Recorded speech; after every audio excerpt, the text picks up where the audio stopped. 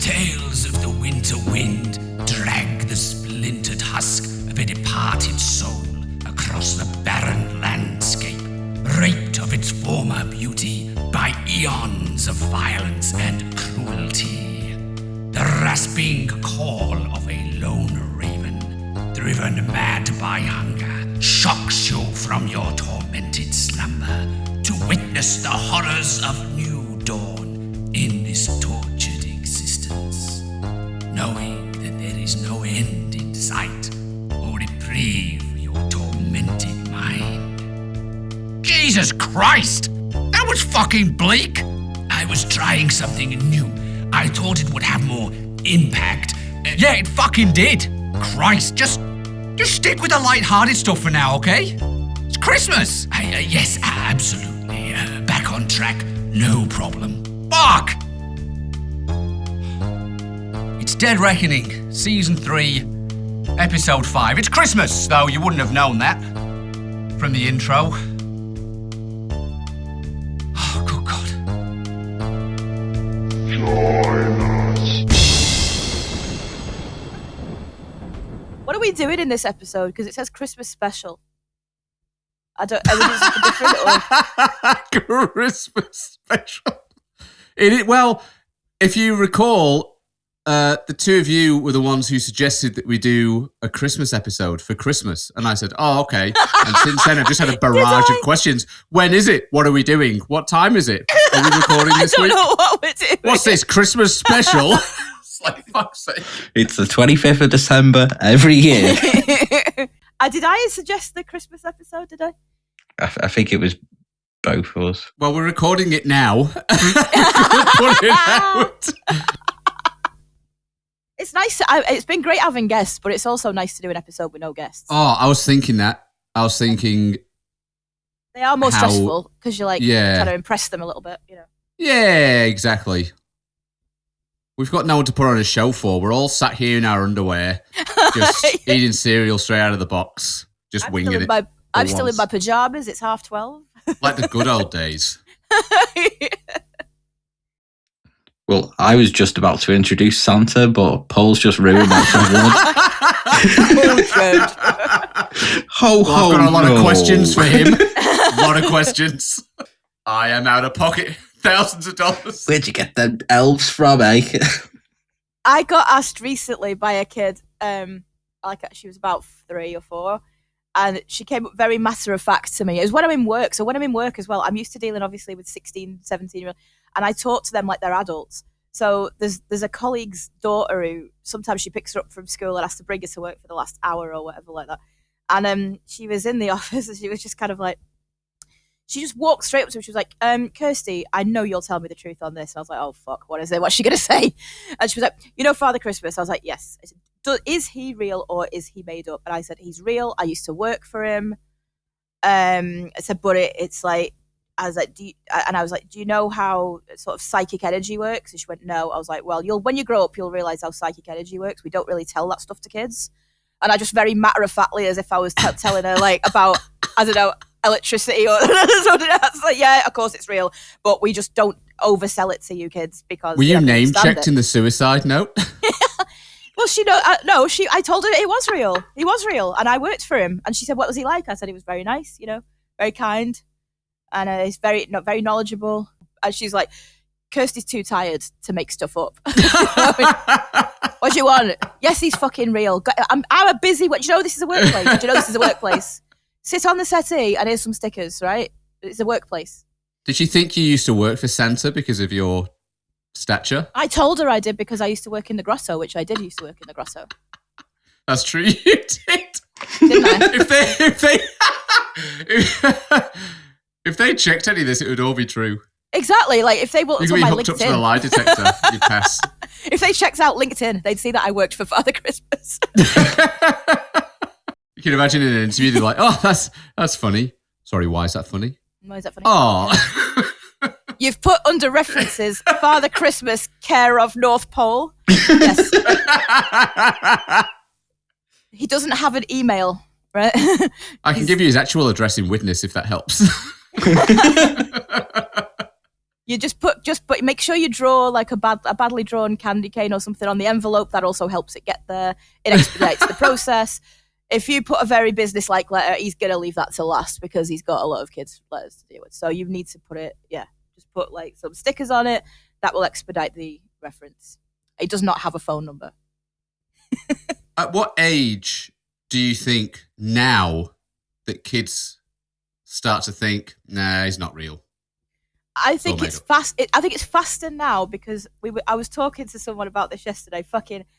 I hate and I've said this on the podcast before. I hate this time of year when everyone's like, I've got to do a Christmas Eve box. I've got to do this. I've got to do Christmas movie night. I've got to do Elf on the Shelf. It's like, you don't have to do any of that shit. Kids don't give a fuck about that shit. You do. And you like showing off on Facebook saying that you've done it, right? So I think they find out earlier because they're preparing. They're going to school and it's like, do you have Elf on the Shelf? And it's like all the fucking middle class mums who don't actually fucking work, like doing it, and their kids are like, oh yes, the elf moved last night. Oh, he's such a silly Billy. He got frozen in ice, and it's like, I haven't got an elf here. There's no elf in my house. And like, there's a big billboard that went up somewhere. I think I don't know if it was in America or the UK, but someone paid for a massive billboard to go up on behalf of some like left wing political think tank that says Father Christmas brings more presents to rich kids than poor kids. And they paid for that to go up. And I was like, so I think they start to get onto it earlier because they're like, right, well, Father Christmas is an egalitarian man, surely. He's a kind man. Why are all these kids who've got a bit of money, why are they getting a better fucking Christmas than I am? And I think that they use that comparison. Oh, I haven't got a Christmas Eve box. No, I don't get new pajamas on Christmas Eve because that only got invented 3 fucking years ago, apparently, in most places in this country. It's like, no, we don't have any of that. And it's like, oh, well, you must be poor then, So then they start to realize, oh, maybe this whole thing's a fucking crock. Maybe none of this is real. Like, the real thing around that is that those commies haven't considered that bigger houses means bigger chimneys. Like you can't fit a little like riding car down a small chimney. I've just remembered when I had way too much to drink and I was on the train home, and like it was a few years ago, like probably 10 years ago, but it was like after a Christmas night out, and there were all these families on the train, and I was getting a bit pissed off because there was like fucking kids everywhere. They sat a kid next to me, and they were like, "Can we put him here?" Blah blah. And they're all talking, and they were the worst kind of middle class nonsense of like, "Don't forget, we've got to go home and put our reindeer food out and all this." And and like the kid was not asked about any of this. He was just kind of sat there going, "Yeah, sure, whatever you want, mum." And then then he piped up like, "We haven't even got a chimney." And mum went, "Well, Father Christmas has got a special key, so if you don't have a chimney, it's okay. You can use his magic key." And he just looked at me, and I looked at him, and I kind of made this face like, that sounds like bullshit. And the little guy just kind of shook his head and was like, yeah, whatever. You know what I mean? Like, he wasn't into it. I gave him that face that's like, that sounds like total bullshit, mate, doesn't it? Yeah, magic key.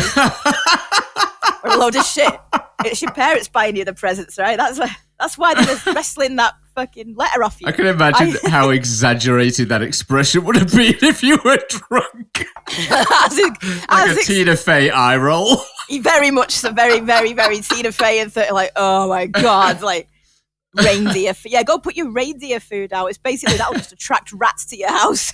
You're basically putting it like in the winter, putting fucking oats outside your front door. What the fuck is that going to do? You're going to be inundated with lots and lots of rats. That's what's going to happen.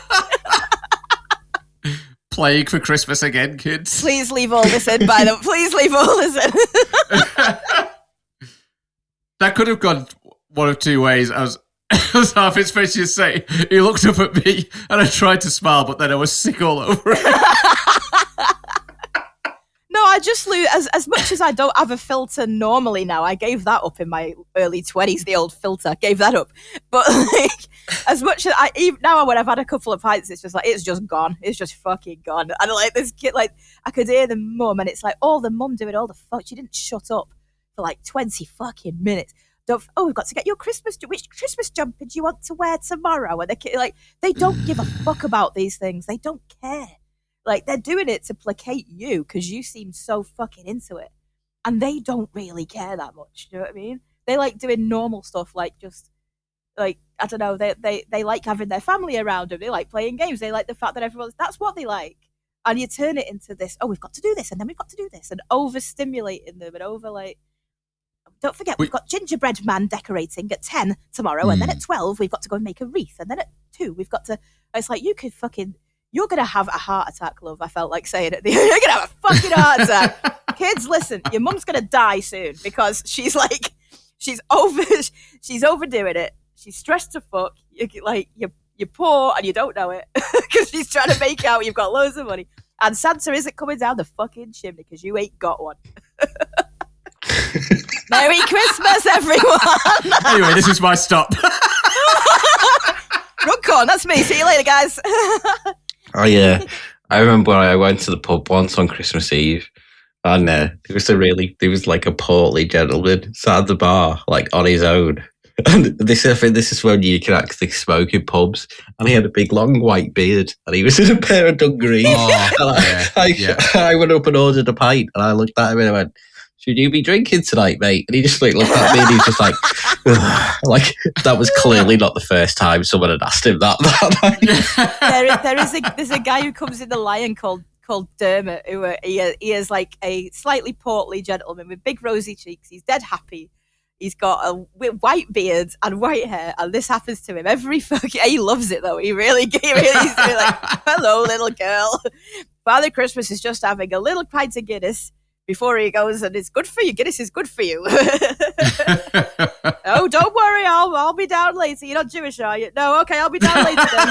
You're not Jewish, are you? You're not a Jehovah's Witness. No, okay, cool. I'll be around. Don't worry. What number you live at? 12. Right, I'll be there. Yeah.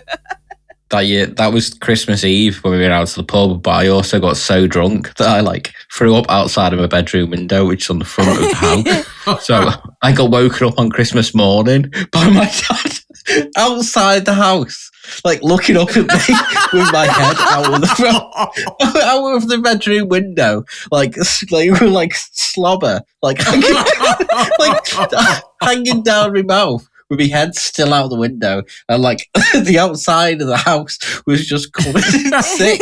And like I spent Christmas morning in pajamas and a fucking dressing gown, hosing sick. Hosing is up the window. I had like a brush as well. My dad was like making me like brush it down the stairs after it like hosed off.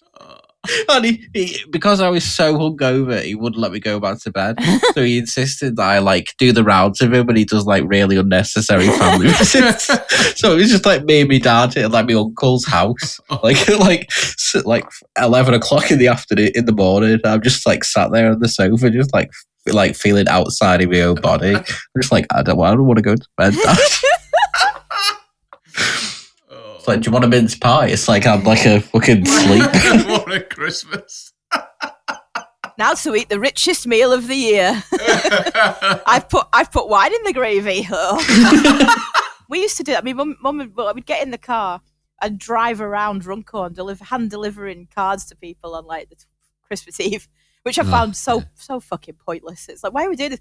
It saves on stamps. It's like, yeah, but we've just spent 20 quid on petrol to be able to do it. So stamps are fucking cheaper. Aren't they, fucking economic genius? We've just put 20 quid worth of petrol in the car, even though we're not really going anywhere for 3 days. To drive round. Next year, you're getting Christmas themed stamps. Yeah. I remember one year we had, because there was always the main tree, which was Mum's tree, Yeah. which was decorated like, I don't know what the names of these magazines are, but like a beautiful home magazine, whatever cover. It was just insane in the living room. And then there was like the shitty, dumb kids tree that was just look like the 80s threw up on it. Yeah, even when we were in our like 20s, she would not. And I remember one year. Oh, you're not allowed to touch the tree. No, one year she wasn't really feeling too well, and I was like, "Do you want me to give you a hand?" And she was like, "I'm just gonna sit here." And basically, it was like, "Shall I put this here?" She's like, "No, up one, there, okay, there, right. What about this one? Round the corner, up two." And she was just sitting there directing me like how to do this. And then like I said, "Can I have a bit of a break?" This went on for a good hour, and I was like, "I just need a quick sit down, Mum. I just need a break from this, right?" And then I went out and came back and she's there just moving stuff. I'm like, you told me to put that. Everything you put there. Yeah, get in the conservatory and get in the back and do your shit Christmas tree. And it was always like, then she'd do the Christmas dinner, which was, like turkey or whatever, and then the Riesling and everything. It was all like a real, out of a magazine Christmas. Yeah. And then you compare that to Nan's on my dad's side of the family Christmas, which was just fucking, it was like prawn cocktails or melon to start.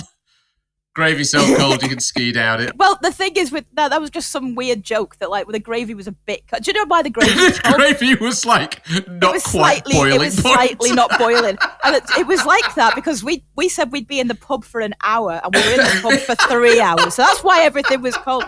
And she was like, and then so you've got these two drunk idiots, my dad and my uncle Stuart, just going like making all these fucking puns about gravy and like. God, she was a saint, wasn't she? The next year, R.I.P. Joyce. And next year, the gravy was so fucking hot that we couldn't eat it. It was like came out and it was still like bubbling, and I was like, She was like, "Go on, get it on while it's hot. Get it on while it's hot." And you're like, I can't eat it. It's too hot. We were all burning our fucking mouths. The dish is glowing orange now. Every year, and it was and then a little plastic Jesus walking across the table. Oh, that was funny. This is like Goldilocks and the gravy. It's like 1 year it's too cold, 1 year it's too hot. It wasn't even cold. Right. It was just not super, super hot. And the reason was she'd been trying to keep this food warm for like 2 hours while we're just like she's ringing me Uncle Stuart's phone in the bloody Riverside, going, "Where the fuck are you?" Like, yeah, because it wasn't like, "Oh, let us help you." It's like, "Let's all get out of the house while Mum cooks," and they just went to the pub and just got blasted. I think to be fair, that's what she wanted because they were just in the way, and they'd be wandering, getting even more drunk in the house and wandering into the kitchen, going, "What's going on in here?" And she'd be like, "Go away! This has nothing to do with you. Go away." Well, that was a proper. It was always a real Christmas tree.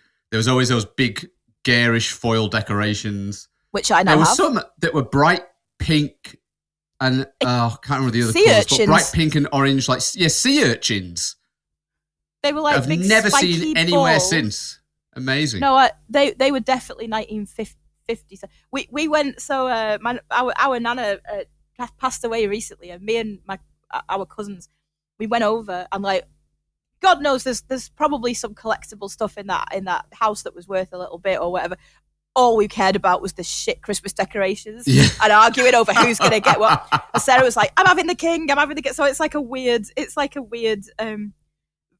pale blue velvet cone with like a rotten old polystyrene ball for a head. And it was just fucking, she was like, "I'm having this." And I ended up with like a few, we all took some. I like, mine would definitely, like, I took a picture of that when we'd all done the trees and stuff, me, Katie and Sarah. We sent like pictures around on WhatsApp. And of all Nana's ornaments on the tree, and I managed to get these two little ceramic, like a little girl and a little boy with toys. They're fucking horrible. And she was like, "They're definitely haunted." I was like, "I know they are. I know they watch me when I turned my back." I thought the little girl had the doll and the boy had the train, but now it's the other way around. And then I look back and like, "Oh no, he's got the trainer, Lewis." Lewis, I think we're haunted again. Well, you've got to ask yourself, she was a devout Christian for a Protestant. Maybe it was to do with the ghost. For a Protestant. Maybe she was just trying to keep some evil at bay. Yeah, but that's what we were all bothered about getting hold of. I was like, if there's a Web Ivory catalogue from the 90s in this house, I fucking want it. I'll tell you what, if I was there and anyone made a move towards those sea urchins, I would have drawn blood. We don't know what happened to the sea urchins. They were not there. I think someone's when she couldn't. Someone snuck in there and took them as soon as she went to the hospital. They were like, "Now's my chance to strike." We'll all be looking at people's Christmas photos over like on Facebook, just like in a lab, blowing them up as like, it's there. Look, you can see the spike. Fuck you, Stuart. It could be a balloon. Don't be stupid, Keith. Oh, I'm going to stoke that fire. remotely.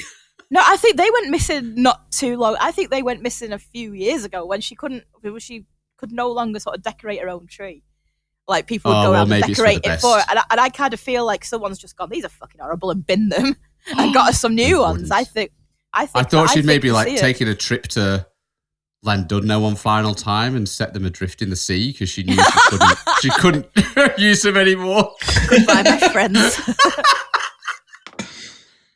They let her go in the arms of the angels. That's what I'm going to tell myself anyway. Sea urchins on the tree. Very Christmassy.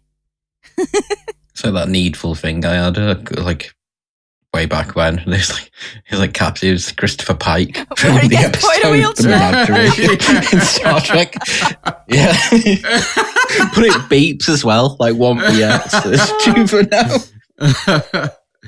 Oh, that's good. It's like limited edition. It's like it's not going to be like. Hey, was that constant Hallmark print? Is it? Yeah, Hallmark do it How every good year. is Hallmark? I was like, bring oh, out the like card 40 company. or Oh, I 50, don't need to be looking at this. And I'm like, wait, what? What have you got? They do it every Wow. year. They got the license for it, and I think it's almost gone too far the other way now with decorations because like they went quite tasteful for a bit, and then it was like a couple of trendy shops in London started going, look, it's a cactus. Imagine that on a Christmas tree. It's absurd, and this is £47, and then like everyone started copying it, and so now when you go and like try, there's loads of them kind of tacky glass, and it's like a hot dog and like a popcorn. Do you know what I mean? No, they're like tacky on purpose. They're knowingly tacky. They're not tacky by accident. They're tacky because someone's made them tacky. So I've actually got an ornament of a little Christmassy Primark bag on my upstairs tree. And like, yeah, they've got a bit. So you can get like loads of horror related Christmas decorations now. You can just, if you want to do that to your house, I mean, you know, you have to draw a line somewhere. Well, our tree now. So we started this tradition where every year we get each other a Christmas ornament, like a special one that means something, and then we did it for the kids as well. So now our Christmas tree is basically it's lights and then just 100% all these custom ornaments, and there's tons of crazy shit on there. There's margarita glasses, there's lobsters, there's a fox that Kath used to follow on Instagram. You wouldn't believe what's on there. Jeff Goldblum makes an appearance, and then we got this year for the kids.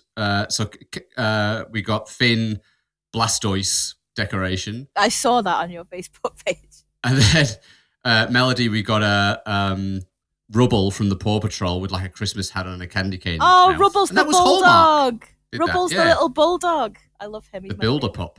And then Kath got. I kind of love the one Kath got because it's like the four of us in our Halloween costumes posing for a photograph inside a snow globe. It's like ornament. I love it's Halloween and Christmas and the family. And I got Bob from Bob's Burgers dressed as the Bleakin, which was amazing. Got that. I had to get that shipped in specially from the US of A. One of my favourite things to do at this time of year, which I may well have mentioned this before because it is one of my favourite things to do, is you go to a shitty Christmas market. So we'll be going to the Chester one a week tomorrow, and it's like free sheds. Yeah, you go to like there's always a stall which is like, look, you can make a custom Christmas decoration for your tree with all the family on it. And me and Lewis walk up and just stay there for ages, just sort of like looking, like going, oh, it's not there. And then they're like, you okay? Do you need help? It's like, are all these people white? And they just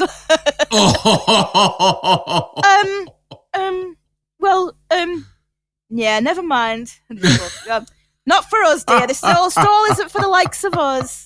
It's only for white people. And then that just makes them feel terrible. That's what I want to do. Trying to make as many people feel bad as possible. But have you tried the Kwanzaa stall? What? How dare you? Our Kwanzaa tree has been up since September the 12th. As is tradition. You're going to go there this year and there's just going to be like the Afro-Caribbean Christmas decoration store. Not going to buy anything. Welcome on. Oh, no. They've basically bet all like everything they own on us showing up. Like, Chester was a bad choice, man. Yeah, we walk around the corner and it's like, oh God, Lewis, get your money out. We're going to have to. Look at these guys. They haven't had a sniff all day. Chester. It is literally just like 2 sheds outside of the town hall. It's the Not set, like bad. I always want to go to it because there is something I quite like about just going and knowing that you're spending a load of money on absolute crap and shit that no one wants. And like, let's go and have getting in a queue behind like 12 girls who are out on a works night out and they're all buying a single glass of Prosecco each with their debit cards. It's like, get it around, stupid bitches. Merry Christmas, fuck off. Trying to get my mulled wine. I used to look after the Manchester Christmas markets like at night, and you'd get like drunk people coming out of like clubs and pubs and stuff after Christmas parties, and there'd be people just like there'd be like a tulip stall that'd sell like tulips and random all sorts of bits and bobs and decorations and that, and it wasn't actually a stall, it was like fenced off at night because it was like open, people just like walk around and stuff. And there's always people who just like piss through the fence, and you like go up to them and go, "You can't do that there, mate." And they just like look at you like, "Why?" It's like, because you're like pissing on the store, like literally like you just pissing on the Christmas decoration. He goes, "Why can't I do that?" It's Christmas. It's a free country. It's like, It's don't Christmas, piss it's a on free the decorations. I did once I was in I think it might have been Chester actually, but I was in a pub and I'd been doing a bit of shopping. I saw this guy. It was very busy, and this guy was like, "Do you mind if I like share this table?" "Yeah, of course you can, mate. No worries." And he's got this big bag. I said, "Oh, Christmas shopping," and he went, "Oh yeah," and he seemed very excited about explaining to me what he did. And he got this piece of paper out, and it just said like, "Girl 12, boy 8, mum, dad," like, and the age is next to them. And I was like, right. He said, and what I'll do is I'll just go to a stall, give them that list, and go, all of that, whatever you've got. And I was like, does that work? And he went, oh yeah. And he just chooses a different stall every year to go to. And I was like, well, what have you got? And he said he'd been to one of these that, like prints out. Well, it's like when they do art prints of different things. So they do horror ones, they do sci-fi ones, they do, I don't know, like Disney ones, and it's like illustrations and sort of, I don't know, like references, you know what I mean, to like things out of popular culture. And he just basically handed him that. And the guy's just, he was like, I've got my dad supports Everton, so I got this for him, and it's like an Everton one. My mum likes tea, so this says, keep calm and have a cup of tea. And he just done it in one stall, put it all in a bag and gone to the pub. Absolutely superb. Like, Make and someone they all else do the work. I was like, you're the late. I was like, I said, so you're the uncle. He was like, yep, these are all my nieces and nephews. I was like, you married? He's like, nope. Like, right, so you're the single uncle who shows up. And it's a total roulette what you're going to. He's like, yep, that's me. I love it. That's genius though, because they're all appropriate gifts for the person they're giving them to. He was making the stall holder do the work, which they're probably happy to do. That's like, Dad 58. Like, right, okay. Was it like football? Yep. Who's his sport? Everton. Done. Right. What's your mum like? I just feel a bit sorry for mum because I'm sure she has more interest in drinking tea. I saw her drink a cup of tea once. Right, tea. There we go. Does she like anything else? Not really. No. All right. Well, tea. Keep calm and have a cup of tea. You can have that. When she's not washing or cooking or ironing, I forgot sometimes one that see her says- having a cup of tea.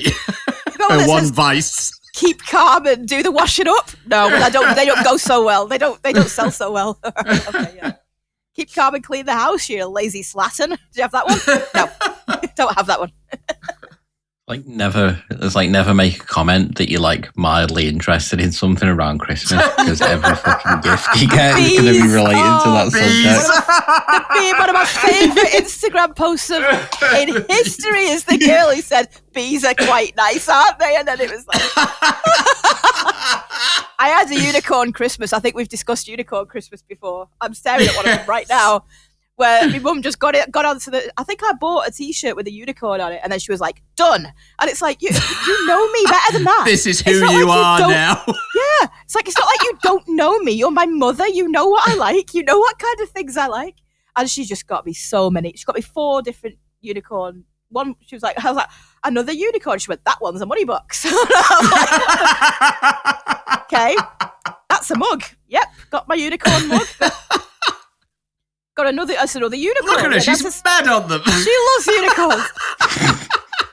Like, what the fuck is going on here? Like the unicorn Christmas, and I couldn't really not. I couldn't know what to do with these things. They're still in the house, and they're definitely something that like Lewis sometimes looks at and goes, "Do you still want this?" And I'm like, "Just get your hands off the fucking unicorn. I've got to keep them now. She's dead." If she was still alive, they'd be in a tip somewhere, but she's not, so I've got to keep them. At least there won't be any more unicorn Christmases. It's like a really sad donation to the charity shop. It's like, oh, a child died here.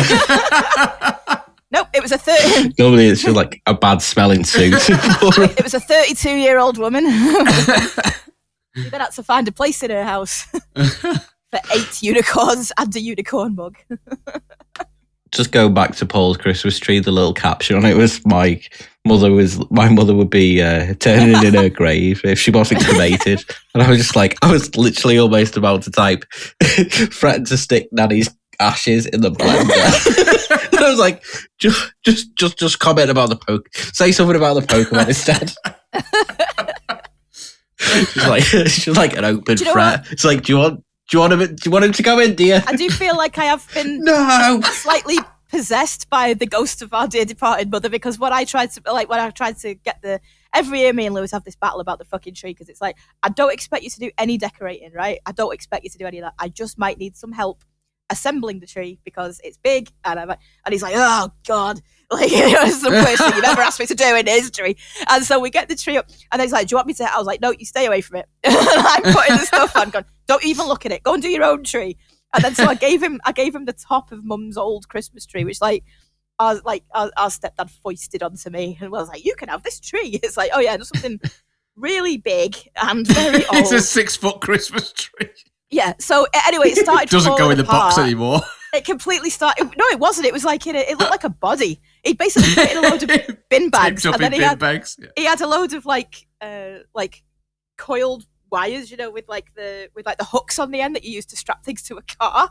And he just wrapped that around it. And I was like, you killed someone and brought them to my house. He's like, this is a tree. But then it all started falling apart. And then the top, I couldn't bear it. Like, the top was all right. So I was like, right, Lewis, you can have the top. So we kept the base and the top and made him a mini Christmas tree. And I was like, you go in there and do your tree. And that's the one. People come in and they go, oh, nice Christmas tree. Oh, is that Lewis's one? I go, yeah, that's Lewis's one. He's currently got he got a George Michael angel off the internet, which it turned out you had to make yourself. It was just a kit to make it. Oh no. So we've got that on the tree, and then all of his mum buys him ornaments for the tree quite a lot, which you can imagine. A young man, definitely that's all they want for Christmas, isn't it? Something that your mum's bought off a Christmas market to put on the tree. Like a plastic bauble just with Lewis on it. Like I'm a grown man. It's also a fairly common name, so they probably just add that on the rack. Yeah, just spin the rack, Lewis. Yeah, that's it. That'll do. I want to get a custom ornament made. Oh, you've got them. It's like bought in The Simpsons. Like, I've never found Jared on anything. Yeah. I get that custom made. Yeah, definitely that vibe going on in our house of like, don't touch the tree, just leave it. Don't do that. What are you doing? Are you moving towards the tree? Go over there. let's find your ornaments. 1 year, was it last year or the year before? He was leading him off by the hand. Let's go find your ornaments. He has got his own, because he was like, well, I want to get. I was like, right. Well, he said, oh, I want. So I was like, I've got loads of spare ones that I'm not going to use. And he was like, no, I want my own. And he went off to B&M with a tenner and came back with all these fucking things. I was like, yeah, they'll look lovely on your tree and only your tree. Put them on there. like bright. But now they're all super trendy now. He's like a trendsetter, because now everyone's Christmas trees in the UK, they've all gone back to like 80s tat. So it's all tinsel, multicolored lights, as much crap as you can get on the tree. They've moved away from that kind of like them all looking like beautifully uniform, and like so he was actually a trendsetter because he was just like, I've got these are birds and they clip on. I was like, oh, they're lovely. And he's putting all this crap. Don't forget to put your glass pint glass that your mum got you, put that on there. Don't forget your bulldog ones. Yeah, decorate his tree. It's like, how does it look from the back? Doesn't matter. Nothing on the back. There's literally nothing on the back. That is a very there's a lot of talk in politics in the UK at the moment about gender roles and stereotypes. If you want to find out what gender someone is, you don't need to look at a gender recognition certificate. You don't need to look at the passport. You need to give them a Christmas tree, and if they only decorate the front, they're a man, and that's all there is to it. So imagine someone at like a tree decorating competition and they're like, oh shit, they're checking the backs. No one's going to see the back. You still have to decorate the back. Why? I don't know why. You just do. It's just what we do. It's like, how did you loop the lights round? I don't know. You just zigzag them across the front. I got a pre-lit tree. I was like, I'm not playing the fucking lights game anymore. I'm getting a pre-lit tree. It's just every year, just like click a switch. There we go. All perfectly lit. Oh, it's beautiful. You need the classic, like, Beechwood Estate fibre optic Christmas tree. That's what you need. Yeah. If you've got a family photo, professionally done family photo on the wall where you're all wearing white shirts and jeans and bare feet, you've got to have a fibre optic Christmas tree, a white one. Yeah. Oh yeah, that's so clever. That big. That's when they sort of in like 50 years when they're trying to like make it. Oh, it's going to be a retro TV drama about 2020. That's exactly what's going to be on the wall, like a big canvas. Big canvas of a dad looking massively uncomfortable in the back, like, what are we fucking doing here? Like, it's like he's never been in a shirt in his life. I'm not taking my socks off. I'm not doing it. Why have I got to do that? I don't understand it. Why though? Tell me why. Just do it. I paid a lot of money for this. Like, for fuck's sake. No one told me about this. Buy 6 pairs of blue jeans for this. Keith's listening like, good times. Those were the good years. The money came rolling in. Oh yeah, super tacky. Everyone round ours now has got like the big blow up bloody snowmen and all sorts of stuff. It's like weird, wacky, inflatable arm flailing tube in the garden. There's a place around the corner and they've got like a blow up Santa's grotto, like a bunch of snowmen, like a giant Santa, a gingerbread man. There's like so many that all just blow up the garden. They have like a battery powered like massive big pump thing that keeps it going. Like every time I walk past it with a dog, they just start barking at him like it's a gingerbread man. We just tonight went on a Christmas tree light, trail thing or whatever it is to go and see them all. They just some of them are just like there's so much stuff, there's so much light. You're like, surely that's bad for something. Like it's too bright. There's too much light. It's covered the whole house. It's all cheap. Like, is it I don't know. Fires. All these things are, these things used to be expensive to do, and now they're so cheap. If you want like a 6 foot, inflatable gingerbread man, they're about 20 quid, and so people just pick them up and they're so. And I always think like you buy all this stuff, and then you see it though, like in charity shops in January. Like, do you want an inflatable? I didn't want to put that back in the loft, and it's so cheap. I'll just buy another one next year. So here we go. Anyone want to buy this? And it's like, well, it's just going straight in a landfill. And that's where that's going. It's so cheap. You already have one in the loft. You just can't be asked going upstairs. Yeah, I'm not going up to the loft. We'll just use it last year. We'll just buy all new stuff. There used to be, I think they still do it, but there used to be loads of houses in Pallisfield and Runcorn where there's like a row of houses, and it was like lit up like the bloody, you could see it from space. It was so bright. It's just ridiculous. Yeah, and there'd always be one in the middle with nothing on, not even like a thing in the window. We're just like, nope. Well, saying to Kath, it's funny, everyone, people are like, they'll put a few lights outside. It's just for them. Just a little bit of cheer. But as soon as there's a trail and there's some house nearby that's got all of this shit and there's loads of people like driving up or walking down to come and look at it, you always see these people sort of like sneering and everyone else is like meager efforts. You're like, it's not fucking for you, you piece of shit. These poor people in their house, like, don't look at my house like that. It's like Homer looking at like Flanders' house. Looking down your nose at me. Yeah, so the BBC are doing a ghost stories for a ghost story at Christmas by Mark Gatiss has written it. And I was thinking it's kind of because now Inside Number 9 has finished. They used to do a Christmas episode every series, like more or less. They did a few Christmas specials, so there was I think it's called The Bells of Saint Nicholas was one. There was the Krampus one called Christmas. I can't remember what it was called now. A Demon at Christmas or something like that. The Demon of Christmas, and like there was loads of others that were. And I think now that that's kind of finished, Mark Gatiss has done they call it a Chilling Christmas Stories. So he's done like a couple of them, I think, like a compilation type thing, and they're going to be the next one's on Christmas Eve, The Room in the Tower, about a haunted room in a tower. So I'm quite excited about watching all of them because that's kind of that's going to be like, just a rundown of all good British actors doing good job doing a Christmas scary ghost stories and stuff like that. And it is a very Christmassy thing. You mentioned in a previous episode that had nothing to do with Christmas that it's tradition to have ghost stories at Christmas. Yeah. And it's even in that song is beginning to look a lot like Christmas. There'll be scary ghost stories and tales of the glories of Christmases long. Yeah. It's the most wonderful time of the year. That's the song. That's what I said. Well, yeah, it used to be. Oh, did you? Sorry.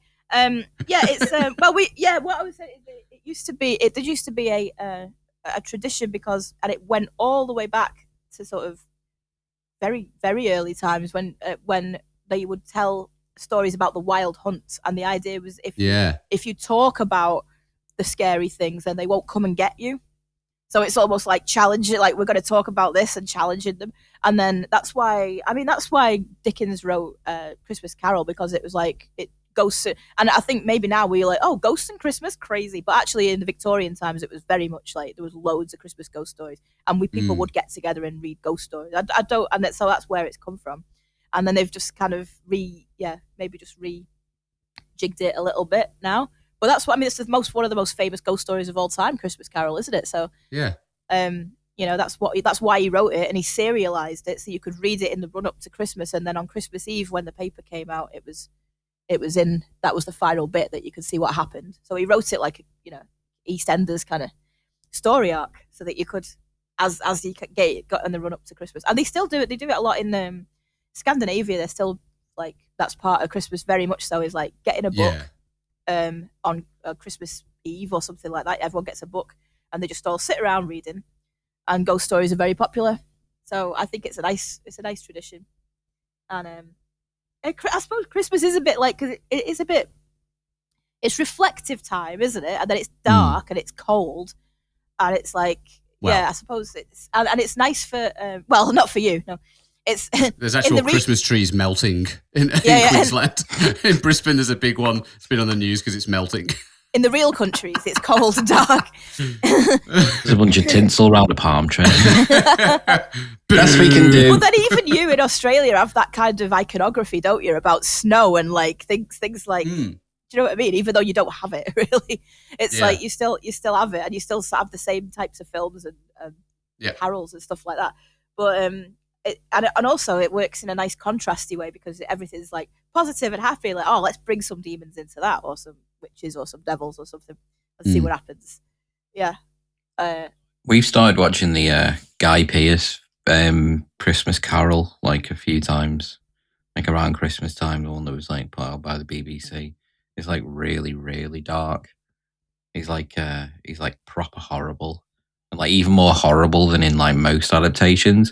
Where he's like him and Marley have like shares in like slave ships and all sorts of stuff, and it's like, you know what I didn't know until today was we were put a bit late because I had to work I had to go to Adelaide for a week for work. But we put the Christmas tree up today, and Kath was like, "Oh, put some Christmas music on, blah, blah, blah." We ended up putting on, Finn wanted to watch Home Alone, so we put Home Alone on. It had the subtitles on, because Kath watches stuff with subtitles on. And I didn't realise that the old fella, the sidewalk salter, who they say killed his whole family, and then Kevin becomes friends with him and he makes up with his son at the end and whatever. His name's Marley. Yeah, old man Marley. Yeah. Yeah, I didn't know. Well, I probably did know. It was? Put two and two together until I saw it today in text, and I was like, Marley. Oh, do you know what? I'd never made that connection either, to be honest. Yeah. Because I thought, because he's American and he's kind of mumbling, and it's his brother telling him, but it's Buzz telling him who it is. And I thought he said Morley. I always thought it was old man Morley. And then you sort of see it later and you go, oh, it's Marley. But I actually never made the Jacob Marley link, to be honest, until today. So I've also learned that today. I think that's why the best Christmas films have got a proper dark streak in them. Like if you like Home Alone and like all of I love Home Alone and like the sort of home invasion and like they really want to kill him. Do you know what I mean? It's fucking Joe Pesci from Goodfellas and he wants to kill him. Like you remember that bit at the end, just before old Marley gets him with the snow shovel? Yeah. He's like, I'm going to start. And they say, oh, they're going to exact revenge on him. They're going to do exactly what he did to him. And he said, I'm going to start by biting off every one of these little fingers. And he's about to put one of his fingers in his mouth. And I'm like, ooh. Yeah. You right, Finn? Yeah, and there's there's a proper, and then that little weird, like, said, oh yeah, look at him. He's like, and the salt turns the bodies into mummies. And you're like, this is a fucking kids film, man. What's going on? That's right. But then the best ones I've got that I was watching at Scrooged is my favourite. And Scrooged is fucking scary sometimes. Like he's because he looks terrified. Yeah. And there's the bit where the homeless guy freezes to death. Yeah. And they used a take where he got something wrong because it was like the first time he did it, he was genuinely like upset and he was screaming and he gets a little line wrong and you can hear him do it. He says he's supposed to say you should have stayed with Claire. Yeah. And he says you should have stayed at Claire's. And then he goes, you should have stayed with Claire. And he's obviously like he's corrected himself, but they used that take because like he's genuinely like he's distressed at it. And then like, yeah, all the stuff where he's like, he realizes he's in the coffin and stuff. It's not nice, you know. For me, it was when he's in the coffin and when his old boss is there, you know, with the golf ball. Yeah. Oh. Yeah. He's like in the coffin burning to death and he's going, Jimmy, don't let them burn me. Yeah. It's like, fucking hell. Jesus Christ. Can we get to the happy bit now, please? And like, look, literally, like, just after that is when he realizes it's like, he's alive again. And like, and it's just like, oh, thank God that's the end. Because if I couldn't have taken another one of them, another little vignette of like that, do you know what I mean? I love that film. I would have 100% watched any of that trash content that he was putting out on that TV. Yeah. So I'd be like, sold. The day That's it. It's thing is though, TV now is worse than that. The day the reindeer burned, is it? That's they're like Santa's Grosso gets taken over by terrorists. And he's like, Santa's going on like a suicide mission, and he goes, "No, you're too important. Let me go." Christmas is cancelled. Yeah, they got the big like the promo that he makes, which is like AIDS. The Scrooge terror, war, and it's like they're all sat there like someone having a heart attack, and he's like, "This is great." I want a warning. Anyone with a heart condition should not watch this promo. Like, even for the time that he was in, he still has more morals than like any TV executive in modern day. I like when the other and the other. God, it's so dark now. I'm thinking about when they're talking about his assistant Grace, and she's like the ghost of Christmas Present is like he's like, Grace's husband died, and she goes, yeah, don't you remember that she wore black for a year? And he was, I thought it was a fashion thing. You know, and the kid's like in that foreshadowing where he's like locked in the loony bin in a padded cell. That Jesus Christ. he stopped talking after his father seeing his father killed. And you're like, Yeah. can we lighten up a bit here, guys? Like, fucking hell. It's stark. It is very, and like, yeah, but you still, because it's Bill Murray, they had to cast Bill Murray in it because otherwise you just would not be rooting for that character at all. But because it's Bill Murray, you're like, he's going to be okay in the end because it's Bill Murray, right? He's America's funny guy. But if that was a different actor, you'd be going, I hope he fucking dies. I hope he burns. I hate him. It was borderline John Candy just to save that movie. Yeah. Fucking hell. It's a dark film. But I think that's what makes them good. I don't like... I mean, you watch things like Love Actually, and it's like, apart from people being absolute dicks and arseholes and horrible characters, there's no darkness to it. There's no kind of like, I always like I think they probably want to redo this though if they did it again. It was like, when the planes hit the Twin Towers, they like reference that right at the beginning of the fucking film. Where Hugh Grant does a voiceover and he's like, Christmas is a time of love. When the planes hit the two towers, none of the messages sent were about hatred. They were all about love. And I was like, what the fuck? Where are we going with this, Hugh? Where are we going with this, Hugh Grant? What are you... I still think that sticks out as such a jarring moment in that film. They didn't need to put that in there. They did not need to. And it was like 2 years later. Do you know what I mean? It wasn't even far in the future when the planes hit the Twin Towers. Thanks for reminding us all of that. Like, no wonder it doesn't do so well in America, that film. In the first 5 minutes, we're going to remind you of America's biggest loss to terrorist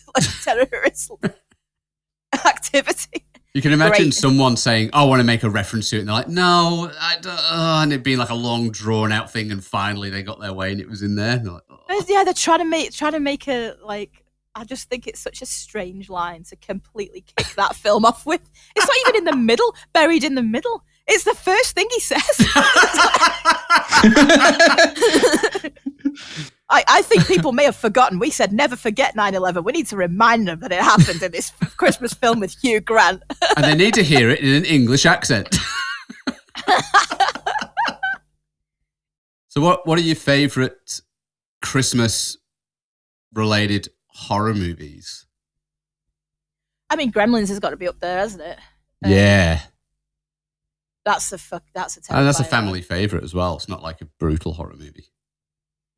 Yeah, and I asked this on my I did ask this on my Facebook for reasons which will become clear to anyone who has entered that. So I said someone might win a prize.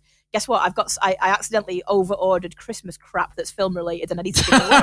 So it's easy done on Temu. It's easy done. Like, you know what I mean? Did you put prize in inverted commas? I was just really hoping someone who's within spitting distance of me said Home Alone, which they have, so I could give her this. Yeah, there is some Home Alone crap. But like, yeah, I suppose there's quite a few. I don't know, horror related. I mean, Die Hard's pretty horrific in places, isn't it? Like people just get shot in the face. It's not very Christmassy.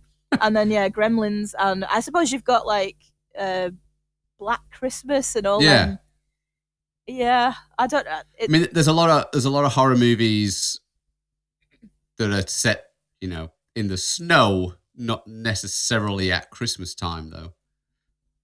But I was thinking, there's Gremlins, there's Black Christmas, and then there's like there's Krampus, the Adam Scott. Oh, one, I love that. one.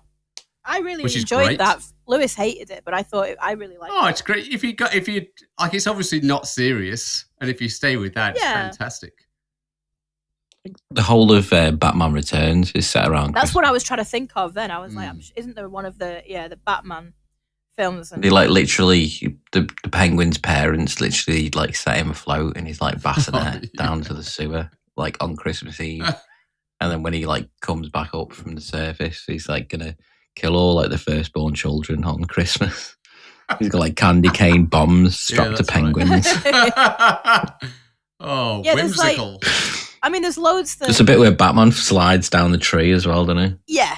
There's a lot. Did you know what? There's a few like that, isn't there? But you actually forget that they're made it. Jaws. I'll tell you what. Jaws 4. There's a good Christmas horror. Jaws the Revenge. George the Revenge, because he gets eaten by a shark on Christmas Eve. Did you accidentally say George the Revenge just now? No. George the Revenge.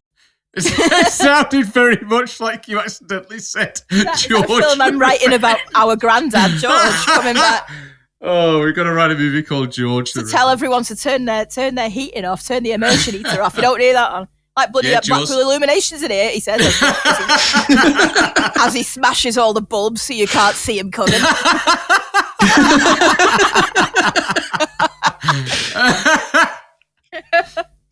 Anybody who's got like a northern British parent has heard them to turn off the lights because it's like Blackpool illumination. I think it's like a universal thing that we've all been told. Yeah, I found myself doing that when I come home from work and Lewis is like, "Oh, have a nice day at work." I'm like, "Why is that bloody bathroom light on when you're downstairs?"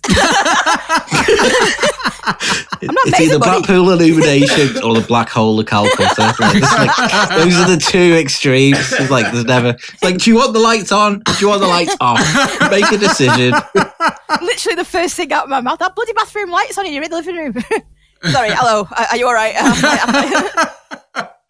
Why are you crying? It's always bloody on. Yeah, there's loads of like Christmas horror films that they've obviously done to make a little tiny bit of money, like just awful ones like The Gingerbread Man and Fat Man, I Trapped the Devil. Like, did you either of you ever see Rare Exports? Oh yeah, A Christmas Tale. Yeah, it's so good that. No, I don't. I think I've seen like a little bit of it, but it was a bad because you couldn't get it anywhere at the time. I don't know if you can now, but it was like such a bad rip you couldn't even watch it. But yeah, that was the was it Norwegian? Or it's a Scandinavian. Yeah, a bunch of Norwegian. They find Santa miners. Claus and he comes back and he's like evil and he's got all these horde of old naked men. Yeah, it's got like a horde of elves. Yeah. They're like really creepy sort of like Scandinavian like folk elves. Yeah. It's like, I'm not fucking with them. It's like a bit where they've got him in the cage and they're just like, we've found a Santa Claus. That was in the trailer. What is it? What do you have? What have you found in the mine? We found Santa Claus. There are some kids who are like realistically terrified of the fact that a guy is just allowed to come into the house. You know what I mean? Like, yeah, it's Father Christmas. After he's been watching you for several months. Yeah, who's fucking watching me? Like, why is he doing that? Why am I under a surveillance state? And then you just let him come in. Like, does anyone else get to come in? It's like, no, just mythical creatures. What, like Krampus and the devil and people like that? Yeah, they can all just come in the house if they want. I guess they've got powers and yeah. So be a good boy. Okay. Meanwhile, all the Welsh kids are like, yay, horse skeletons arrive.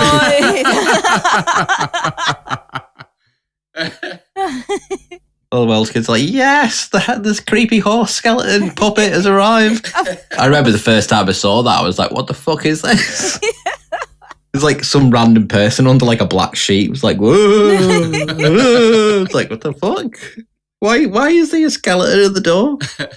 I saw something on I follow like an Isle of Man culture thing because of Hall Caine, who's the writer I'm obsessed with, and it came up and it was like, today we're learning about the white boys, and I was like, oh please don't. And it's kids in like it's like a Christmas tradition on the Isle of Man where you put a kid in a big white pointy hat and a big white cloak, and they're called the white boys, and they wander around doing stuff, and I'm like, oh man. What do you mean stuff? I'll be honest, I didn't read that far. It's some sort of religious thing. It's a bit like a Chris Dingle parade, I think. You know what I mean? Where they walk around with like candles and stuff. And Chris Dingles were an odd thing as well. That was a big part of our childhood, Paul. Wasn't it? Like, we're going to the Chris Dingle service. The red ribbon represents his blood. Like, what? It represents what? Sorry? Yeah. I tell you what I'm going to do. I'm going to eat all the sweets off the end of these toothpicks, and then I'm going to unwrap the orange, and I'm going to eat that. Anything else that happens, not interested. There's wax in my orange. Yeah, that'll be from the candle. I was reading a thing where it was like the rundown of what's on telly at Christmas in the UK. I mean, I had this thing with Kiefer Sutherland where he's like an action star. He's like kind of like put into a pantomime for like by his agent, and he has to do it because like he's contracted now, and he's done for it. But in the article, it was like he's welcomed into the panto by Danny Dyer, and then I scrolled down to the next video. He goes, coming up as well, Christmas Karma, starring the guy from The Big Bang Theory. It's like a sort of Indian Scrooge type. Oh type yeah, thing. And it goes, and it had also starring Danny Dyer. He gets about a bit, and he goes like, "Is the BBC's Christmas programming just all Danny Dyer?" Danny Dyer is setting himself up for grandchildren, is what he's doing. He's like, "Granddad, can we watch one of your films?" He's like, "Oh fuck, yeah. In this one, in the first 10 minutes, there's a head on a pike, and then we shoot a drug dealer in the face." And they're like, "I don't want to watch that one, Granddad." Fucking hell. He's on the phone to his agent, going, "You've got to get me a family Christmas film." Like, I can't do this. Tinseltown, the Kiefer Sutherland one is called Tinseltown. Yeah. Yeah. I went to a pantomime. I went to Wakefield. My old friend, when I say old, I mean, I've known him for 40 years. Chris Hannon he's written Jack and the Beanstalk, and he's putting it on in the Wakefield. He does it in Wakefield every year, and he's also written the CBeebies pantomime this year. So he's like, he's in the panto game. He's a big fish in the panto game. He was born for it. And it's like, it's funny. They're not really like particularly. They used to be a bit scary. They used to always have to add someone in who was scary, but like a witch or something like that. But this in Jack and the Beanstalk, the villain, apart from the giant, who's kind of a villain, but he's not really. The villain is just a guy who's like a local councillor who's really like up on rules and keeps telling people off for disobeying rules and chasing them for council tax. And I was like, that is a very modern interpretation of like, he's obviously like a reform councillor, you know what I mean? And he's at the big book of council rules, and it turns out he's just been making them up as he goes along and like putting post-it notes in there and banning people from doing stuff that he's got no business doing. And he's the villain. And it's like, welcome to 2025. She's like, is it? And he goes, what are the chances it was getting Jim Davidson to put on Cinderella? Get Jim on the phone. I mean, he was like right-wing granddad. I think he had copies of like Cinderella and like A Bernard Manning Christmas. A Bernard Manning. 2 reindeers go to a bar. So you got chestnuts there. So you got 3 kings. One of them's a Saudi. one of them's an Israeli. Shit. Stop it, Bernard. I do like all of the churches in America who are like putting up the nativity set, but they've like taken all the Holy Family away, and it's like the Holy Family are hiding from ICE. Like, Jesus Christ, we're living in the worst timeline, aren't we? They should just have like a brutalist nativity, and it's just like all sorts of abstract shapes. They sell those. I've seen. There's one that crops up on Instagram every year that's kind of like someone's bought this like modern nativity set, and Jesus is just like a sphere. Everyone else is just like these weird obelisks, and it's like, I don't know which one's Jesus. The sphere is Jesus. Why? Don't know. Don't let him roll away. Put him in the manger. Not until Easter. Off he goes. Bye, Jesus. What country is it where they have a fella taking a shit? It's like that's like there's a nativity scene where there's always like the crapper or something like that. I'm pretty sure this is a thing. Have you dreamed this, Jazz? I probably saw it on like an episode of Eurotrash like about 30 years ago. I'm gonna bet it's a Nordic country or like. I'm gonna go, or I might go. I think Eastern Europe. Let's go there. I think Serbia. It's from Catalonia. Catalonia. I mean, they are. Yeah. The Cagna is a figurine depicting the act of defecation in nativity scenes in Catalonia, neighbouring areas, Andorra, Valencia, and the Balearic Islands. Why? What? Why? I don't know. even Wikipedia doesn't know because the exact origin of the Cagna is unknown. But the tradition has existed since the 18th century. Just people were just like, yeah, you know what this manger scene could use. What a tradition! Imagine on Christmas night, Dad going out into the front garden. Go on, Dad.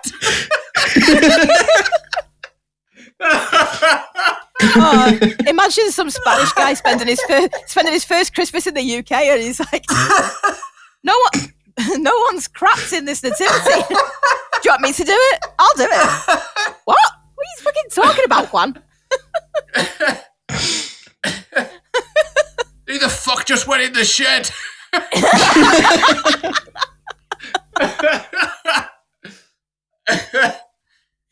That is yeah. There's so many absolutely fucking bizarre Christmas traditions that crop up in the world, and it's like, why haven't you done this yet? It's like, we don't do that. You don't do what? We do not have the Christmas frog. Well, how do you know it's Christmas Eve? The Christmas What? frog. You got to. Has he shed yet? I don't know. It's like the Japanese eat KFC. It's like, what? Yeah. It's like, how did that happen? It's like, well, the Americans just like thought it'd be funny after the war. It's like, Merry Christmas. We eat Kentucky Fried Chicken on December 24th. We go, oh. No, what they did. So this was a rise in like Asian franchisees of KFC when they were buying a KFC franchise, and they were like, we've made our own money. We're going to buy a franchise. We'll buy KFC, and it's like, well, yeah, you're going to be closed on Christmas Day, and they're like, why? Well, everyone's celebrating. We're not, right? We're not. Like, they're not. These people aren't.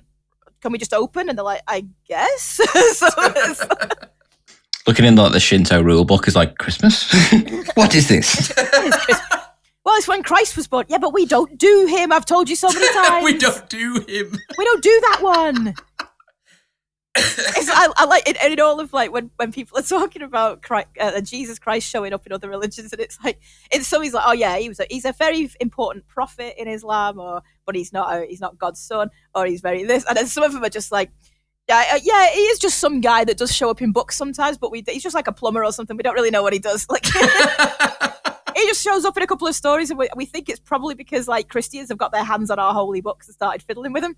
And it's like, and then Jesus arrived, and like you can see they're still writing, and they're being dragged away to be like crucified, and they're like, Jesus came in, and then he did this, and he saved the world. Oh no! It's like, yeah, he just show up in one of our books. He just comes, he's just like in the background, like Dustin Hoffman in a holiday. Yeah, a walk on.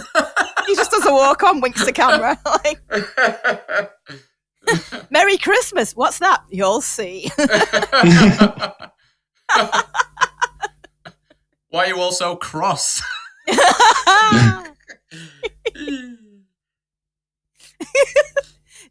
That's my favorite Bill Hicks joke. Do you think Jesus ever wants to see a fucking crucifix again? Like, why do all these people wear them around their necks? He doesn't want to see that shit. I've made the same joke all the time because sometimes you go into like supermarkets and they're like really eager to put stuff out, and it's like a few days after Christmas, and there's always like there's Easter eggs like slowly creeping onto like one shelf before they start getting. I was like, he's just been born. Why is he about to die? Let him live. There's actually a new Jesus-themed horror movie come out with Nicolas Cage. Of course there is. What? Yeah. Of course there is. The Carpenter's son. Oh yeah. In the trailer, it's like, there's something wrong with that boy. they say he's the chosen one. Like goes out into like the desert. It's like,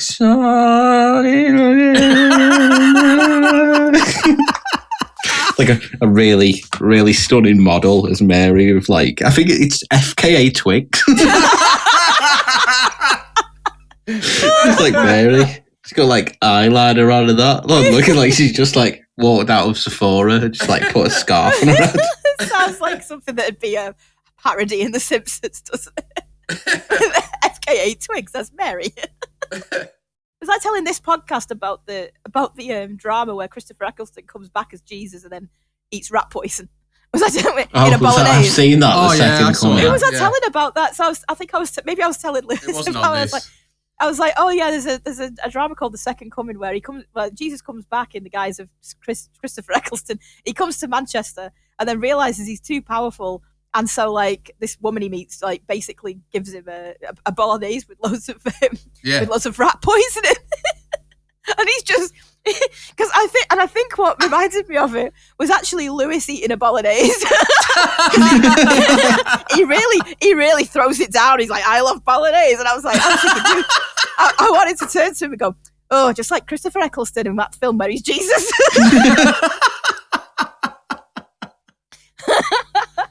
Yeah, that was an odd one.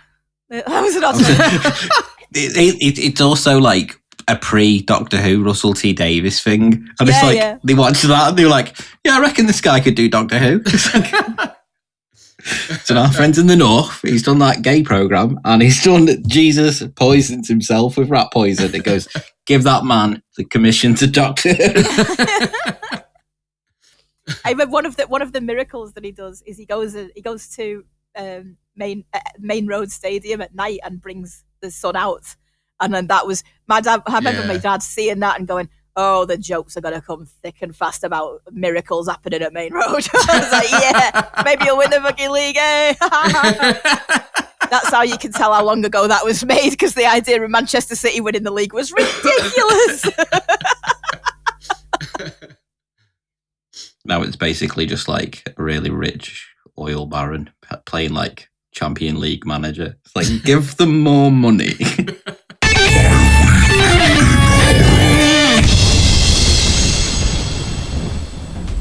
I went to see Inside Number 9's stage show, which was called Stage Fright. So they announced this last year. And it was originally only going to be in London. And it was a stage version of Inside Number 9 to like finish off the series, which is now all finished. They've done 9 series and it's now all finished. So they were going to do a stage show. And I was literally, I was about to spend 300 quid in January this year. Because I was like, I really want to see it, but I didn't have £300 because it was January, and I was like, what am I going to do? Like, and then I'm glad I didn't, because then they sent it on tour and it came to Liverpool. So I went on.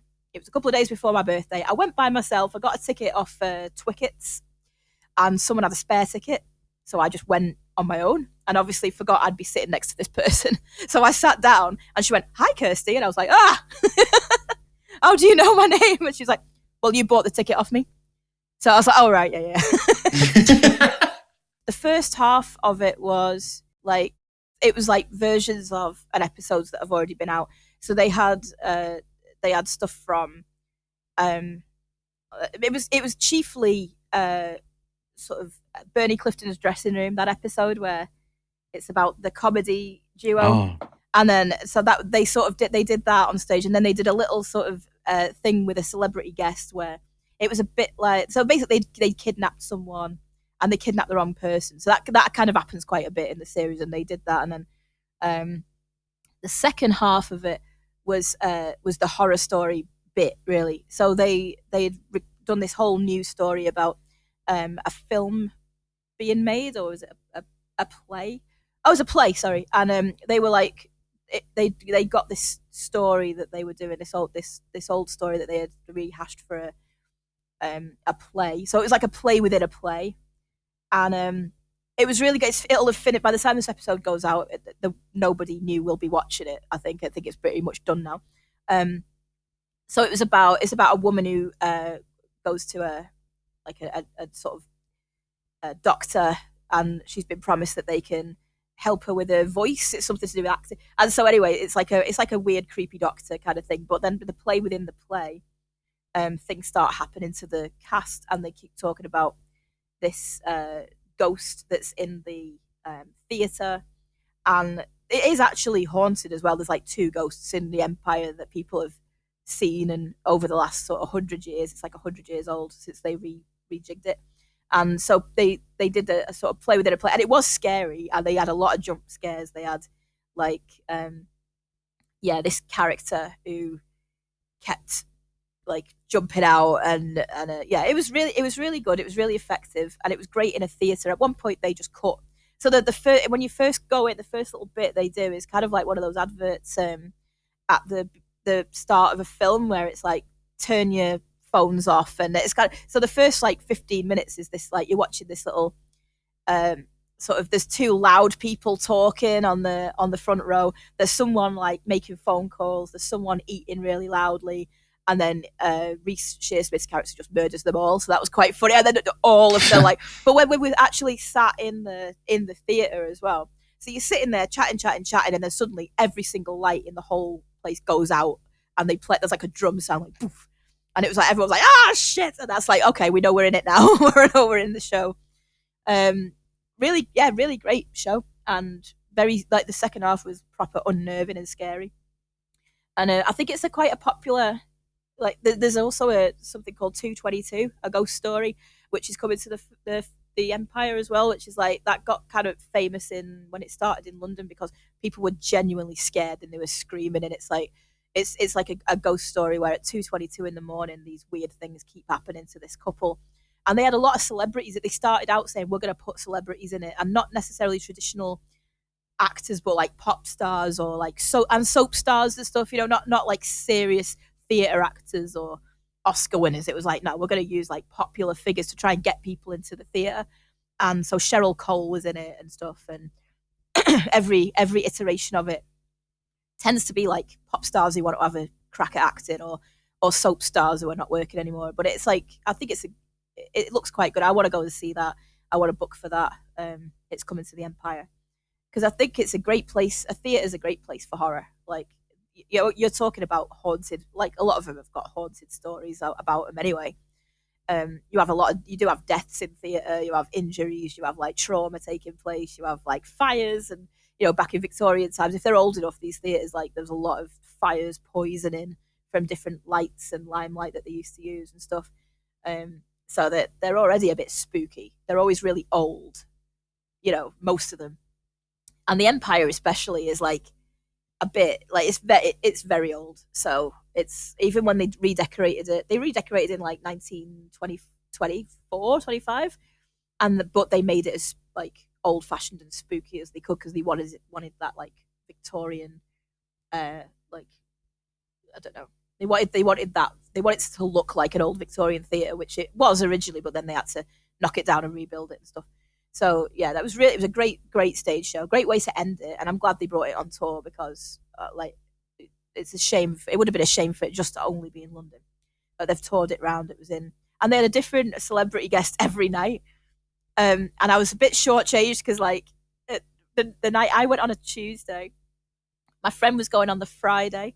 And I was like, oh, who was the guest star when you went? She was like, oh, it was Johnny Vegas. He was hilarious. I was like, oh, great. Like, who did you get? I was like, Claire Sweeney.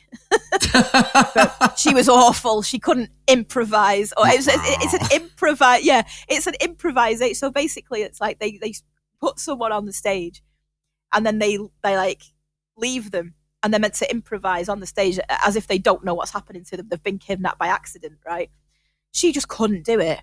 So she was like, I don't know what to do now. They've just left me. I don't know what I'm doing. And it was like, you're meant to fucking improvise, you stupid bitch. Like, I really wanted to shout at her, fucking improvise. You're a fucking actress, apparently. Pretend this is the situation. Pretend we're not here, you silly woman. Like, what I mean? I really desperately wanted to do that, but it was frowned upon. So she was awful. And like, and just so bad, just like, and there's a wardrobe at the back, like, which was a reference to the episode Sardines, the first ever, where you're meant to open the wardrobe and show that there's people in there, and they go, no, it's too crowded in here, and shut the doors. So that was meant to be a nice little reference for the people in the crowd. She totally fucking forgot to do that, and they had to tell her to go and do it. They were like, go and open that wardrobe. And she opens it, she goes, hey, there's people in the wardrobe. It's like, oh my god. Like, I felt so fucking shortchanged. It was like, but genuinely, she was worse than someone if they just get them out of the crowd who doesn't know what's going on. They could have just like, because at the start as well. So I was in seat C10. So the person who bought the tickets originally and had one, she was like, I chose to sit in C9 because I think they might do something because it's seat 9. And it's like, and I was like, oh, that's a good show, actually. And then, like, one of the first things they did, they were like, there's going to be a little bit of a surprise in the audience for someone in seat. And they went, D9. And it's the guy behind us. And they put this massive spotlight on all of us. It's like, shit. But, like, yeah, it was good. But they should, yeah, she was fucking awful. And when you look at the list of guest stars, like there's so many great actors and comedians and stuff, and we got She stuck was with so her. bad. She's got you like longing for Johnny Vegas. No, but Johnny, You're like, oh, if you want someone who can spin it out, like Johnny Vegas, like I went to see Johnny Vegas before he was particularly famous at the Queen's Hall in Widnes. Oh God, I thought Oh, I was my going to God. die at that show because I couldn't Wasn't breathe it? in because I was couldn't- laughing so hard. Exactly. Like I we was paid honestly in panic. £6 for that ticket, and it was like a 3-hour show. They could not get him off the stage. And they were at the end, they just had to put all the lights on and cut his mic, and he was still going. And someone had to come out and go, "Please stop, the council will shut us down because this is supposed to be a curfew and you're still going." And he was just like, "I'll be in the pub over the road if you want more material." And everyone was like, "Yeah." And I was like, "Oh my good Lord." So, like, imagine him being told, improvise. You know what I mean? He's just going to get up there and he's like, it. So apparently he was amazingly funny. And I got stuck with fucking Claire Sweeney, a terrible actress anyway, but also has never, God knows, I can't imagine she's been trained in any way, but could not improvise.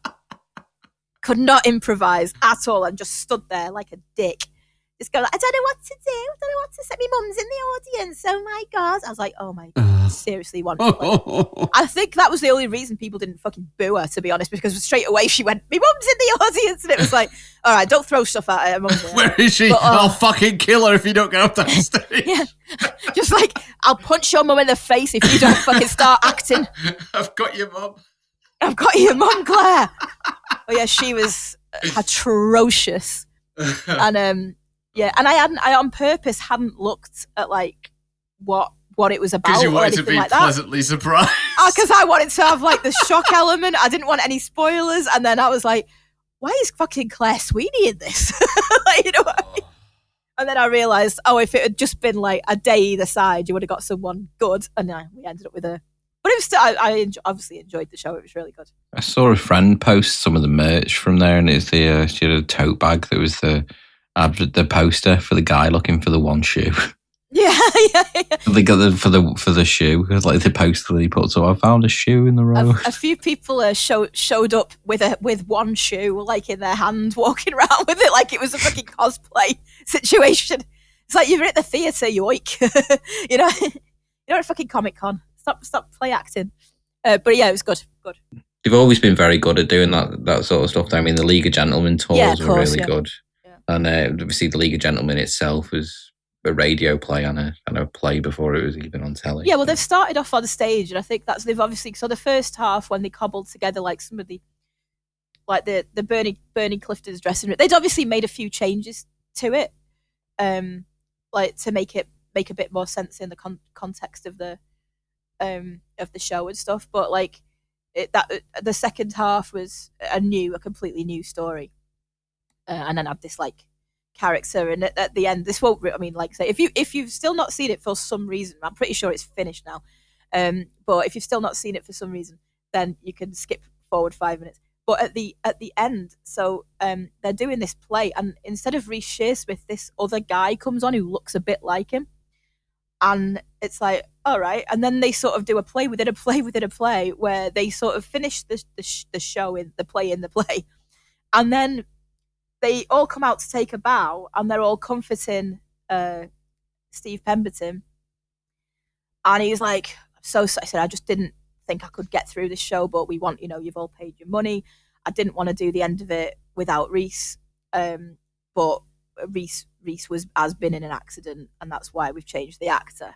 So they're implying that Reece Shearsmith has died during it. There's like a prop that falls, and like, and they've implied that he's died, and then they do a whole bit where they're in heaven, and like someone kills them all, and they're all in heaven dancing in like white tuxedos. That was quite funny, like because you could like they don't like you're watching it, and then someone walks on in his costume, but it's not him, and you're like, that's not Reece. What's going on? Like, and then they go, "Oh, we're really sorry, Reece died." And then you just got to, and then they finish the show, and it's like, they're all in heaven dancing, and they do that's the song from Bernie Clifton's Dressing Room, which is Tears of Laughter, and they all sing that, and they're all dancing in these white costumes on the clouds and stuff. So it was quite, it was funny. It's a good show. I mean, I watched the Black Phone 2, which is kind of like set at winter, so it's probably a bit Christmassy. But yeah, I mean, it's kind of leans a lot more into the like supernatural aspect of it. Like the first one was like, oh yeah, he's got like a kid in the basement and he's like a horrible bastard, but for some reason now he's like full on Freddy Krueger, and he's like for some reason he's also on ice skates. Oh, isn't that So he's weird? like, Yeah. like not only is he like a child murderer, but now he's like a Freddy Krueger ghost who also ice skates. Yeah. So it's like kind of Freddy Krueger on ice. It is Freddy Krueger on ice. That's exactly it. If anyone is thinking about seeing this movie and they want to know anything about it, it's Freddy Krueger on ice. Well done. That's it. It is quite menacing when they're waiting for him to appear, and then he comes like skating like towards them, I guess, in a way. But yeah, I found that a bit weird as well. But I was like watching it. I was watching it with Laura. I was like, yeah, a child killer who inhabits people's dreams, who wears a funny hat, and he goes, never seen that before. But yeah, Ethan Hawke behind like a really creepy mask. They also go to like a winter camp. It's like, why? It's like a Christian winter camp. It's like on an iced out lake in the middle of like a massive storm. Also, there's no way they're earning as much money running that camp than it takes to put them fucking massive heaters on. So like they go to one dormitory, and it's got like 4 like entire wall sized heat like space heaters. I was like, what the fuck is this? Also, there's a character from the first film who was like recast as his own brother. He was like, they've just stuck a pair of glasses on him. It's like, yeah, I can't believe my brother also died. It's like, that's you. They just like recast him as like his nerdy younger brother. Also, like, I know they're trying to redeem him, but like, they really painted that dad in the first film out to be like a full-on horrible bastard. And then he's just like, and then in the second film, he's like, yeah, I'm sober now, son. And he goes, I really love you. It's like you literally beat your daughter with a belt for like opening the bread too noisily. It was just the alcohol. That's all it was. It's like, you don't have dreams. You're not like your mother. Oh. It's like all the women in your mother's family, they could all do this weird dream thing. You're not like her. Then at the end, when he turns up and they think, oh, now he's pissed and he's going to like drag them back home before they can finish it. He's like, it's kind of like fucking like Scooby Doo or something. He's like, hi, I'm here. How can I help? Shut up, Dad. Go get drunk. I brought the snowplow, son. Dad, you haven't had a drink, have you? But yeah, like they totally got over the horrendous abuse from their drunken dad like way too quickly. Yeah. Good movie though. Yeah, no, it is really decent. I mean, I watched the first and the second like quite close together, just to like get a bit. Fucking awesome. Chalk and cheese. Yeah, the first one's definitely really good. It's just like, you made me kill my brother. It's like it wasn't anything to do with him. When he's like, his brother's like doing coke in front of the police. It's like, that's the most like 70s cokehead thing to do. It's like, yeah, you wanna, there's definitely something going on with these children. It's like chopping up lines. He's got like he's got like a massive map with like pinboards on it and like string and shit. He goes, for some reason all this is happening outside my house. It regularly happens in horror films now, though, doesn't it? Someone has to get a map out and draw like a bunch of lines. Yeah, even in weapons. It's like, oh, no one knows anything. Hang on. If I just draw some lines on this map. Wait a minute. Where'd you get a paper map from? I printed it off Google Maps, and then it wasn't the right size, and then I had to pick it. In the end, I got one on eBay. It's just like he's found like an A to Z from like a charity shop. It's like best I can do. It's like, this isn't not even the same country. Yugoslavia, that's not even a country anymore. Oh, we've watched the newest series of Stranger Things as well. Although, like, it used to take them like ages to like get to the Upside Down, and now it's just like, okay, we're there. It's like, oh, Demogorgon just opened a hole in our house, so let's just go through. Also, like, they seem to be just like the Demogorgon, like one Demogorgon was like the entire antagonist of like the first series, and now they're just like batting them like flies. It's like Alien and Aliens kind of thing. Yeah. There's like several of them. Although it has taken 10 years for them to get from like the first series to the fifth series. So now all of those children are like full on adults, which also makes it a lot more like an 80s film.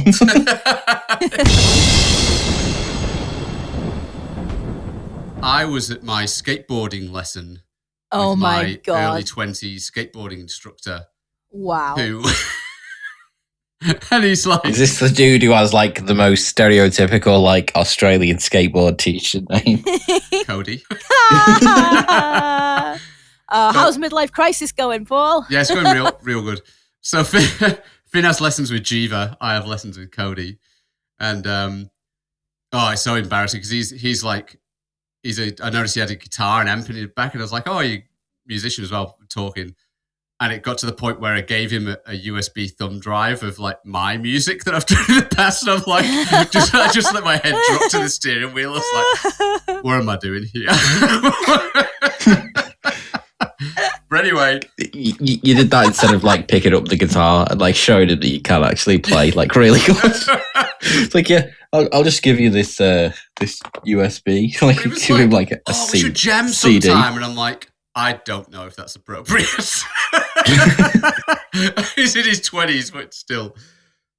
You like turn up to his house and it's like a sting operation. It's like, why don't you just take a seat? Well, it's funny, he's talking about his dad, and I'm like, oh, that's funny, I say similar things to my kid, and I'm like, I'm probably the same fucking age as his dad. There's a chance I could be. Anyway, so with all this going on, with him having a 43-year-old student instead of the usual 8-year-old kids who he teaches. He can swear more with me, so that helps. So we're stood at the edge of the bowl, and he's like talking about some stuff we're going to do. And this woman comes over with her dog, and she says, did you know that guy in the van? And we have to both think for a minute. We're like, oh, because there was a white van parked on the road, which is where the skate park's just off this road. And there's a white van parked there, but there's white vans parked fucking everywhere. It's a Gold Coast. And it's had like an awning on it and like the camping attachments and stuff. And we're like, yeah, what? Did you know him? No. Oh, I looked in the window at him and he looked really nasty. I was like, sorry, who the fuck are you? What are you talking about? You crazy woman. A middle-aged woman with a dog. Well, not me middle-aged, older than me. And walking a dog. And then she started talking about, some girl was taken. Some girl was dragged into a van and taken. And I'm like, it's the first time I'm hearing about this. Story was actually Coolangatta, which is where the airport is at Gold Coast, like right at the border. Some van or some guy in a car or maybe a van tries to get a girl to come in. She ran off, and that was it. The police were looking for him. And this woman's just gone nuts with it, clearly. And she's like, oh, yeah. And Cody was like, oh, I think he's like an older fella. And she was like, oh, yeah, he's real nasty looking. He's probably looking at you two, thinking you two were kids. And I'm like, fuck off. I've got fucking grey hair. Like, and then I was like, did you get his license plate or anything? She's like, no, I saw his face. I'd remember his face. And I'm like, of this innocent man who's just parked his van there like a lot of people do for no reason. And I was like, are you telling me that I was in danger of being grabbed by a man in the van while I was skateboarding at the age of 43? Also, this is kind of like horror movie logic, where it's like you see someone that you're suspicious of and you say they look really nasty and there's been a nearby kidnapping. Did you call the police? No, I just Yeah, went to no. 2 local skateboarders and started asking them about it. I Why? approached these 2, grown men, 6 foot tall, stood there, prime prey. In this scenario, Paul, I'd be calling the police on you. I'd be like, there's a guy over there who's in his 40s who's pretending to be a skateboarder. Yeah. He's clearly there to nab some If kids. anyone's a predator here, it's me. He's being assisted by some 23-year-old guy. And the 2 of them are there pretending to be skateboarders. They're clearly not. And I'm in much better physical shape than the guy in the van. I could grab like 4 of these kids easy and just run off with them. It sounds like the plot of like a 90s like horror comedy. Like 2 skateboarder guys like have to take down the bad guy in the back. to be fair, if there wasn't any doubt in our minds, you could have just pulled the guy out and just stood on him while the police came up, to be honest. Yeah. But it just really cemented that sort of like, should I be doing this at this stage of life? I'm now being told, watch out for minivans. If he says he's got a real cool deck in there, don't you go down to look. Yeah, if he says, do you want to see some puppies? Say no. Hey, you boys want some free skateboard wheels? I've got heaps of them in the van. They need to go today. Yeah, I'll have a look. You like Vans trainers, don't you? You do. Oh, that was funny. Oh, it was funny when I was at Finn's lesson. I sort of skate around while Finn's having his lesson. And Finn told his instructor it was my birthday. And he reached in his back pocket and he gave me this like their rock and slide skateboarding like a thing with Vans stores. It's like a 20% off because you're a student and gives it to me for my birthday. Oh my God. Oh. Because you're like, that helmet isn't just for protection. You need it. This is a really good life lesson for Finn, though, because every time he's like, oh, I don't really want to do this, Dad. Or it's like, listen, if you don't do it when you're a kid, you'll do it when you're 40 and you'll look like me. Exactly. Is that what you want, Finn? You want to be on a skateboard when you're 43? Is that what you want? I don't want to be the dad who takes his kid to a metal gig in his like black leather jacket that he used to wear. Hey, my concert going jacket. Billy Beer. He's just got like a bald head with like a ponytail. Well, first of all, I just looked at some Christmas ones online. They're just it's a non-starter. So the only good one, I'll give this to Jed. It's a bit of a stupid question, but I'll give it to Jed because it'll be easier than giving him anything else. Would you rather spend Christmas at the Bates Motel or the Overlook Hotel? I mean, like, I don't think Norman Bates like killed men, so I reckon I'd be all right. I'd just like stay out of the shower and that. But, like, Stinky Christmas with Jed. Stinky and safe. I got baby wipes and some deodorant. And the Overlook is just horrible. Like everything that happens there is just dead. It's just not nice. I just want to go and chill out in like the hedge maze, but no, I'm fucking lost in a snowstorm. Well, like, in the book they come to life, remember, as well. Yeah, I just want to go to the bar, but no, it's just fucking ghosts everywhere. So, assuming that, well, first of all, spending Christmas at the Bates Motel and have nothing happen is potentially worse than spending Christmas at the Bates Hotel and have him try and kill you, because at least there's something exciting going on. But the Overlook Hotel, wouldn't that be a fucking opulent Christmas? That'd be amazing. I don't know. Maybe Norman and his mum had put on a nice spread. Mother's put out some canapes and a charcuterie board. All right, Kirst, I'll give you this one because we know that Jed has a penchant for eating crow meat.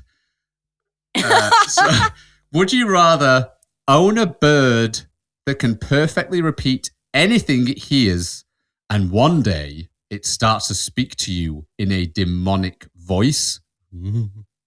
Or Live in a world where birds have all grown to the size of small cars, turning from harmless creatures to terrifying predators overnight. Well, I go with the demonic bird because, like, if he's repeating stuff and he's heard demon voices, it's like, yeah, but I haven't seen a demon though.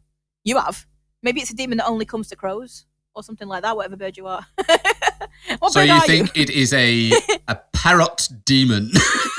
Yeah, I reckon it's. And that's none of your concern as a pet It's a owner. demon. It's not my problem, mate. It's not my problem. I'll be like, listen, I know Kiki's pet insurance has just gone up. And I'm very much on the like, if she starts showing symptoms or something, fair enough. But I am not taking her to the vet every time she looks slightly weird. Like, nah. And if that parrot's gonna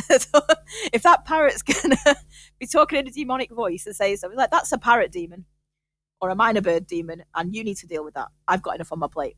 Is my answer. Right.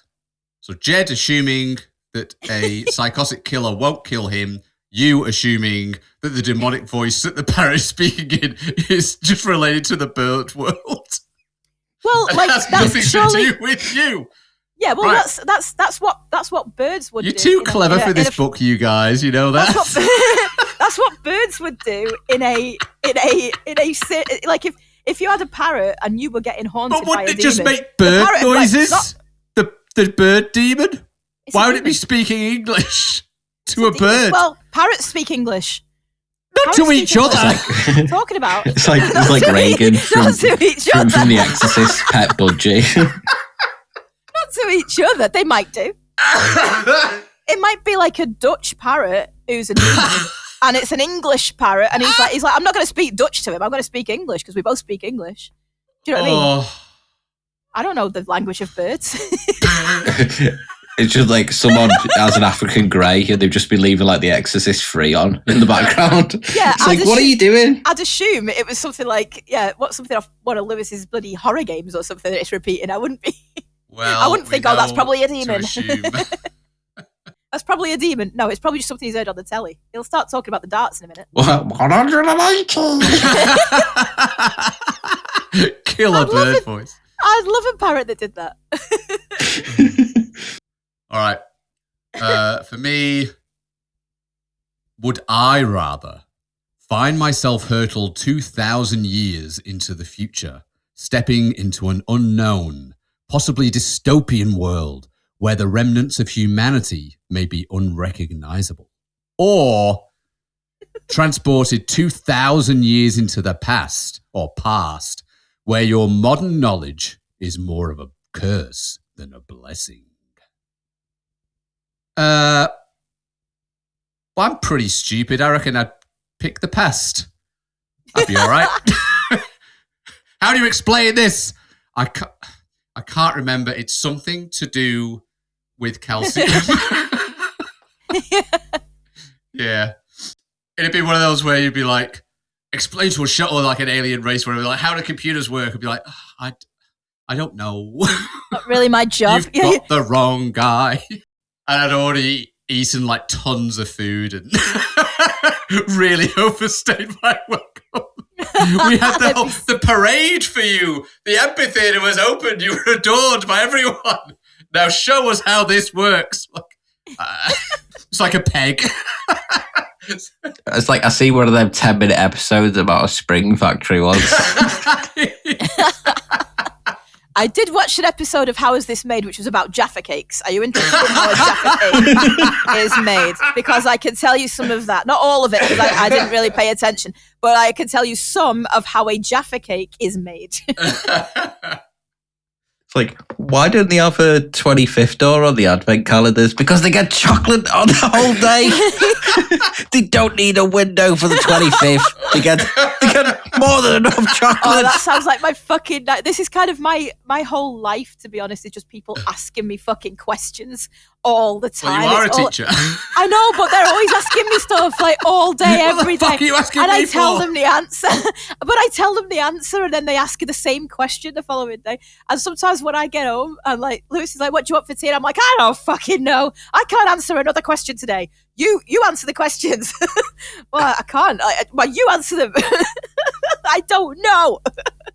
And he serves you spaghetti bolognese and you're like, I'm not hungry. fine. I'll eat it. That would be. I'll eat it. Genuinely, anything we eat, like I eat at a normal human pace. And so, literally, the last 10 minutes of me eating anything is just like having both a dog and a grown man staring at me, going, "Are you leaving any of that?" I'm like, no. Sure. And sometimes the question is, how much of that are you leaving? I was like, I feel this before you even start. I feel it. How much of that are you likely to finish? I feel like this is a leading question, and I will be eating until I'm full. So leave me alone. It's like when Kath says to me, "That's a lot of food for them, isn't it?" Like this extra piece of pizza is called the dad slice. We do, yeah, we do.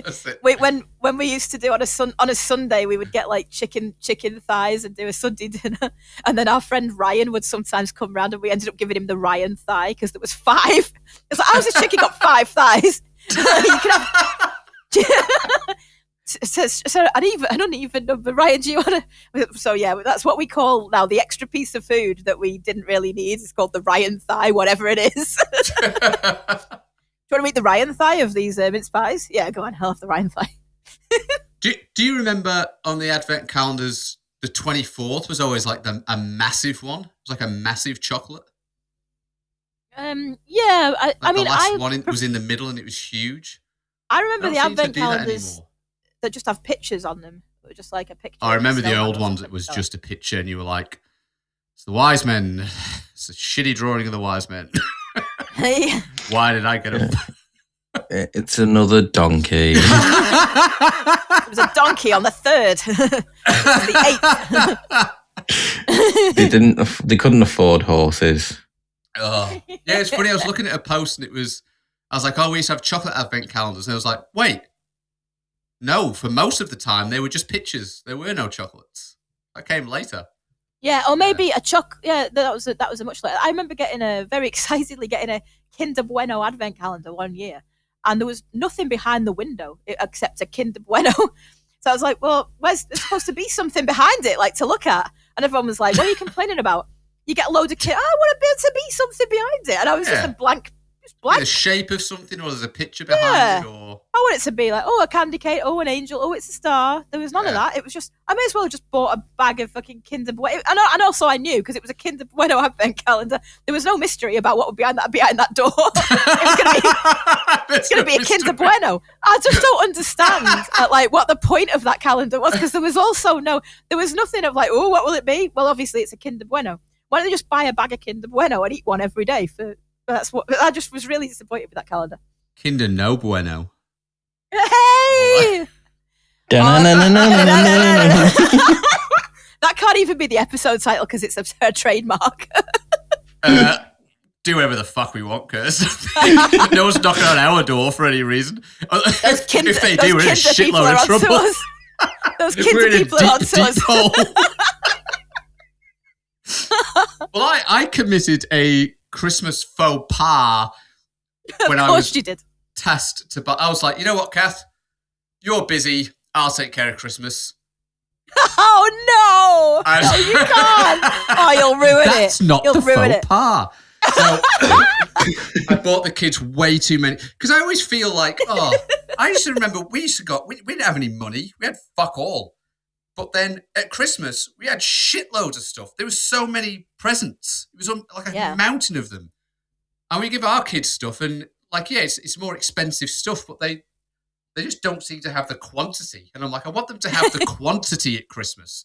Like a whole couch with then the clothes draped over the back and everything. So I spent way too much money, and I've bought the kids tons of presents for Christmas. And Kath was like, do you want me to get the advent calendar? I was like, nope. That's fine. Kath showed me one that she got for Finn, which was a Lego one. So there's Lego behind every door, different thing that you build, which is pretty cool. And then Melodies, it was we wanted to get the Bluey one, where they do Bluey toys behind every door. But they were sold out everywhere, or the only place they had them left was Aldi. And I'm not doing that fucking queuing up at an Aldi on Wednesday morning to get the specials and all that shit. Fuck that. So anyway, I don't love you that much, kids. Well, yeah. I do have a job. So I was like, I found one online. I've got a Bluey advent calendar. It's not the same one, but it's in the shape of the house, and it's got toys behind every door, and it's fine. Great, okay, so I'll get it. Now, it's only maybe a few days ago, 3 or 4 days ago, that we realise that it's not an advent calendar. Cass, like, this isn't an advent calendar. And I'm like, it's a big box with a lot of windows on with numbers. And when you get to that number, you open it and there's something inside. It's an advent calendar. She's like, yeah, there are only 20 doors instead of 24. And I'm like, what? And I look at it and it's a countdown calendar, which you can use for anything, toilet training, all of these other things. And it's 20. So it's not an advent calendar. And I'm like, first of all, it wasn't stated clearly enough for something that is a fucking advent calendar that it is not an advent calendar. And second of all, 20 for a countdown calendar is a fucking arbitrary number. Make it up to 30 or 31. Or you know what? Just make it 24. You can buy it for an advent calendar, or you can buy it. Why would you not do 24? Because then it could be both and you'll sell more. Well, Paul's just angry at the concept. He's had to explain it to Kath rather than the fact that he didn't read it properly. It said 20 days. He's like, they shouldn't make these Kath. Why wouldn't they have 24 days? Yeah, making a monkey out of me, Jet. So you've done a terrible job at doing Christmas, and yeah. Christmas is cancelled. So on the 20th now, then what are you going to do with Melody's advent calendar? Just got to celebrate Christmas on the 20th, so she doesn't twig. Yeah, I don't know.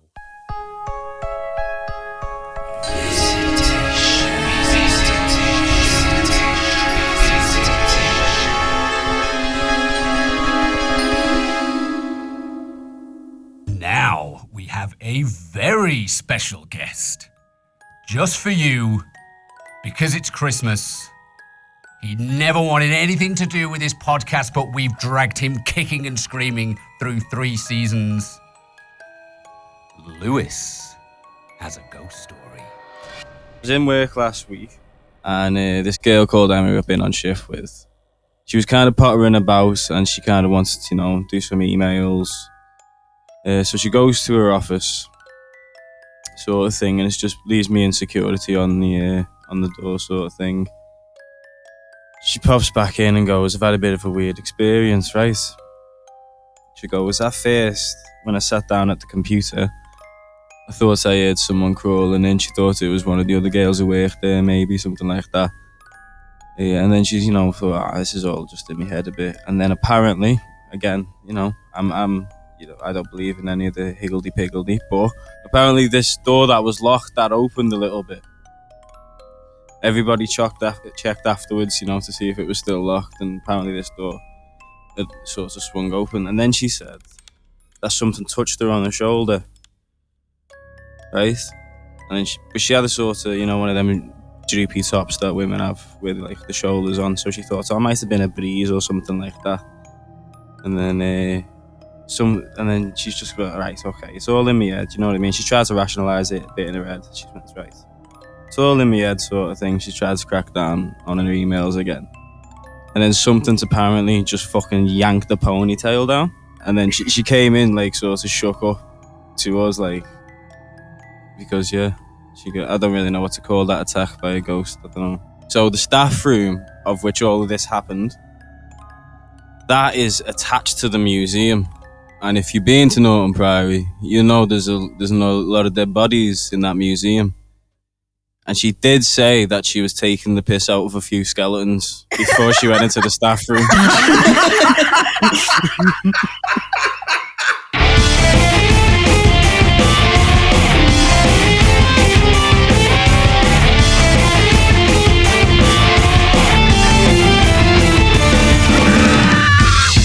You mentioned the dead quite often. You mention the dead a lot.